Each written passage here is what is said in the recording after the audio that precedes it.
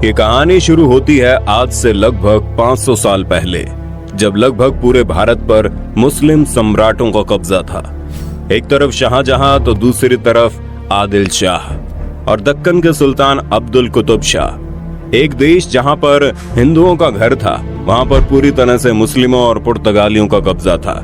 दक्कन के सुल्तान ने अपनी फौज में एक मराठा सेनापति नियुक्त किया था, जो बहुत ही निर्भीक और पराक्रमी था, जिसका नाम था शाहजी भोंसले। 19 फरवरी साल 1630 को शाहजी भोंसले के घर एक बच्चे का जन्म होता है।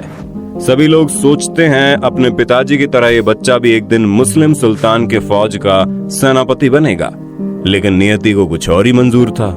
किसे पता था एक ऐसा बच्चा जिसका पिता खुद मुस्लिम सम्राट की फौज का सेनापति है, एक दिन भारत में जितने भी मुस्लिम सम्राट मौजूद हैं, वो सभी उस बच्चे के सामने घुटने टेक देंगे। उसी बच्चे का नाम था छत्रपति शिवाजी, जिसे भारत के महान सम्राटों में से एक माना जाता है।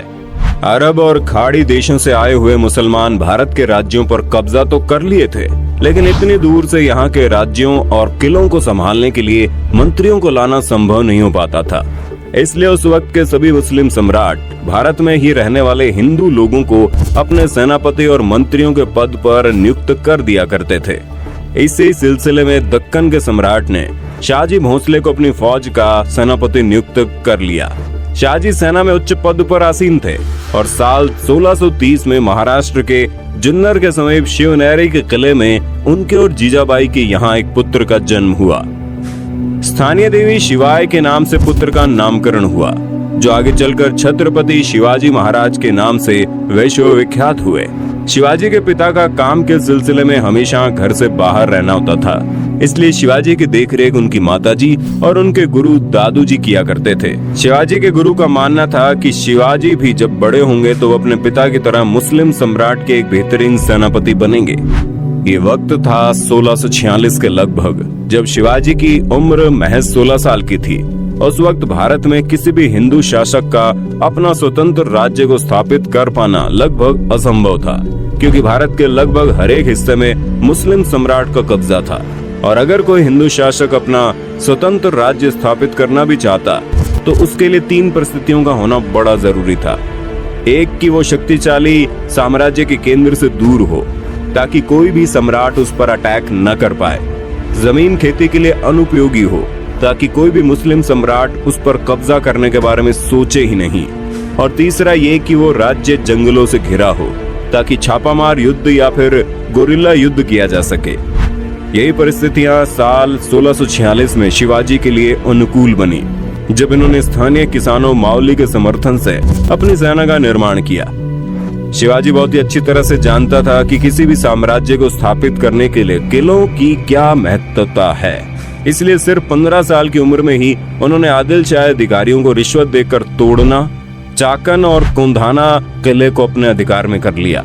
इसके बाद उन्होंने थाना फोर्ट, कल्याण फोर्ट और भिवंडी फोर्ट को मुल्ला अहमद से छीनकर अपने अधिकार में कर लिया। इन घटनाओं ने आदिल शाही साम्राज्य में हड़कंप मचा दिया कि आखिरकार ऐसा कौन आ गया जो मुस्लिम सम्राट किस साम्राज्य में दखल अंदाजी कर रहा है। जैसे उन्हें पता चला कि ये काम कोई और नहीं बल्कि शाहजी भोंसले का बेटा शिवाजी कर रहा है, शिवाजी को रोकने के लिए उनके पिता को गिरफ्तार कर लिया गया। इसलिए शिवाजी ने अगले 7 साल तक आदिल शाह पर सीधा आक्रमण नहीं किया। शिवाजी ने लगभग 7 सालों का इंतजार किया और धीरे धीरे अपनी सेना को बढ़ाता रहा। एक वक्त ऐसा आया जब उसने एक एक करके 50 से ज्यादा किलों को अपने नाम कर लिया। धीरे धीरे शिवाजी का प्रभाव बढ़ने लगा। अब लोगों को यह महसूस होने लगा था कि कोई तो ऐसा है जो मुस्लिम सम्राट को टक्कर देने वाला है। अपने डर को कायम रखने के लिए और शिवाजी के बढ़ते प्रभाव को रोकने के लिए साल 1659 में बीजापुर की बड़ी साहिबा ने अफजल खान को 10,000 सिपाहियों के साथ शिवाजी पर आक्रमण करने का हुक्म दे दिया। उस वक्त अफजल खान को सबसे क्रूर और सबसे ताकतवर शख्स माना जाता था, क्योंकि जिसका भी सामना उससे होता था उसकी मौत निश्चित थी। सबसे पहले तो अफजल खान ने शिवाजी को उकसाने के लिए कई मंदिरों को तोड़वा डाला और बहुत सारे हिंदू नागरिकों का कत्ल करने लगा। अफजल खान को इस बात का पता था कि शिवाजी बहुत ही चालाक है, इसलिए वो एक एक करके सभी किलों को अपने कब्जे में ले रहा है। कहीं न कहीं अफजल खान को भी शिवाजी से डर लगने लगा था। यही वजह थी कि अफजल खान ने उसे चालाकी से मारने की सोची और अफजल खान ने शिवाजी को मिलने के लिए न्योता भेजा। शिवाजी तुरंत ही न्योता स्वीकार कर लेता है और अफजल खान से मिलने की जगह नियुक्त करता है। जैसे ही दोनों आमने सामने होते हैं, अफजल खान शिवाजी को गले लगाने के लिए आगे बढ़ता है और अपने चाकू निकालकर शिवाजी को मारने ही वाला होता है कि शिवाजी तुरंत अपनी कटार को निकालकर अफजल खान का पेट फाड़ देते हैं। इस जीत के बाद शिवाजी का नाम और ज्यादा मशहूर होने लगा। लोगों के मन में मुस्लिम सम्राट का डर लगभग खत्म होने लगा था। इस बार बीजापुर के सुल्तान ने शिवाजी को हराने के लिए अपने सबसे बेहतरीन सेनापति रुस्तम जवान को भेजा। रुस्तम जवान की भारी भरकम सेना ने शिवाजी के ऊपर हमला बोल दिया, लेकिन शिवाजी ने कम सेना की मदद से ही लड़ाई को चालाकी से लड़ते हुए रुस्तम जवान को सेना में शिकस्त दे दी। कुछ दिनों बाद आदिल शाह ने अपने सेनापति सिद्दी जोहार को भी भेज दिया। एक एक करके मुस्लिम सम्राटों ने शिवाजी को खत्म करने के लिए कई चालें चली, लेकिन उनमें से कोई भी कामयाब नहीं हो पाया और धीरे धीरे छत्रपति शिवाजी का राज्य विस्तार होता गया और उसकी सेना और भी ताकतवर होती चली गई। इसके बाद बीजापुर की बड़ी बेगम ने औरंगजेब से शिवाजी को पकड़ने के लिए विनती की। उसने अपने मामा शाहिस्ता खान को 1.5 लाख सैनिकों के साथ शिवाजी से युद्ध करने को भेजा। शाहिस्ता खान ने अपनी विशाल सेना के बल पर पुणे पर कब्जा कर लिया और शिवाजी के निवास स्थान लाल महल पर अपना बसेरा डाल दिया। शिवाजी ने चालाकी से अपने 400 सिपाहियों को साथ शादी के बारातियों के वेश में पुणे में प्रवेश कर लिया और रात के समय उन्होंने सीधे शाहिस्ता खान के ऊपर खतरनाक हमला बोल दिया। शाहिस्ता खान ने जैसे देखा उनका सामना छत्रपति शिवाजी से हो रहा है, वो डर के मारे खिड़की से कूदकर अपनी जान बचाकर भागने लगा, लेकिन शिवाजी की तलवार के खतरनाक वार से बच नहीं पाया।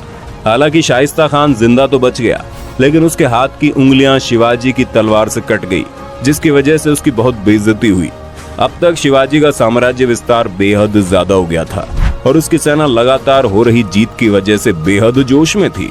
शिवाजी ने साल 1664 तक कई मुगल सल्तनत पर हमला करके उसको तहस नहस कर डाला, जिसके बाद साल 1664 में औरंगजेब आग बबूला होकर 60 वर्षीय राजपूत सेनानायक मिर्जा राजा जयसिंह को अपने 1.5 लाख सैनिकों के साथ शिवाजी से लड़ने के लिए भेजते हैं। इस युद्ध में शिवाजी की हार हुई और उसे अपने खजाने से ढेर सारा पैसा हार के हर जाने के रूप में देना पड़ा। उन्हें अपने 9 वर्ष के पुत्र संभाजी के साथ आगरा जाना पड़ा। शिवाजी को नियंत्रित रखने के लिए पहले यह तय हुआ कि उन्हें मुगल दरबार में कोई पद दिया जाए, लेकिन औरंगजेब ने फैसले को बदलकर शिवाजी को घर में कैद करने का आदेश दे दिया। औरंगजेब नहीं जानता था कि यह गलती आगे चलकर बहुत महंगी पड़ेगी। शिवाजी ने पहले बीमारी का बहाना बनाया और अपने स्वास्थ्य को ठीक करने के आशीर्वाद के लिए साधु संतों और फकीरों को रोजाना मिठाई और उपहार भेजने की इच्छा जताई।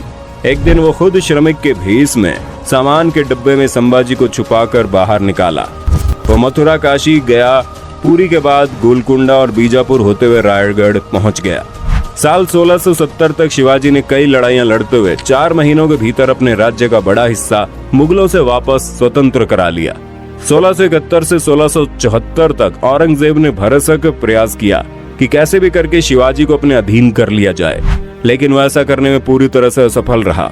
अपने उत्तम योद्धाओं जैसे दाऊद खान और मोहब्बत खान को शिवाजी से लड़ने के लिए भेजा, लेकिन सबको मुंह की खानी पड़ी। इसके साथ ही साल 1672 में अली आदिल शाह की मृत्यु हो गई और बीजापुर में 6 जून 1674 को हिंदू परंपराओं के साथ शिवाजी का राज्याभिषेक किया गया। वो मराठा के राजा बने और कई सदियों के अंतराल के बाद हिंदू रीति रिवाजों, तिलक, जनेऊ और वेदों के उच्चारण के बीच किसी राजा का राज्याभिषेक संपन्न हुआ। शिवाजी की महानता सिर्फ उनकी बहादुरी और युद्ध कौशल में नहीं थी, बल्कि वो एक योग्य प्रशासक भी थे। वो उस वक्त का इकलौता ऐसा राजा था जिन्होंने धर्म के आधार पर कभी किसी के साथ पक्षपात नहीं किया। उनके कई अधिकारी, यहाँ तक कि उनके व्यक्तिगत अंग रक्षकों में कुछ मुसलमान भी थे। उन्होंने कभी किसी नारी का निरादर नहीं किया, यहाँ तक कि युद्ध में हारे हुए दुश्मनों की स्त्रियों को भी सम्मान सहित वापस भेज देते थे। गोरिल्ला युद्ध, किलों का उपयोग और नौसेना का निर्माण भारत में पहली बार शिवाजी ने ही कराया था। उन्होंने 4 किलों और 2000 सैनिकों से शुरुआत की थी और उनकी मृत्यु के समय ये गिनती 300 किलों और 1 लाख से ज्यादा सैनिकों की हो गई। शिवाजी का स्वास्थ्य खराब हुआ। तेज बुखार और पेचिस की वजह से 52 साल की उम्र में उनकी मृत्यु हो गई।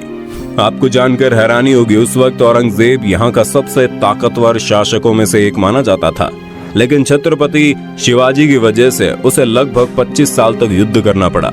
और अपने जीवन के अंत तक युद्ध लड़ते लड़ते औरंगजेब पूरी तरह से बर्बाद हो चुका था। और छत्रपति शिवाजी वो शख्स था जिसकी वजह से कई सालों लंबी लड़ाई के बाद एक बार फिर से पूरा हिंदुस्तान भगवामयी हो गया। दोस्तों, ये जानकारी आपको कैसी लगी और आप वीर छत्रपति शिवाजी के बारे में क्या सोचते हैं, कमेंट में बताना। वीडियो अच्छी लगी तो लाइक कीजिए, चैनल को सब्सक्राइब करके बेल आइकन दबा देना, क्योंकि the earth adventure in Hindi की टीम आपके लिए हर रोज ऐसे इंटरेस्टिंग वीडियोस लाती रहती है।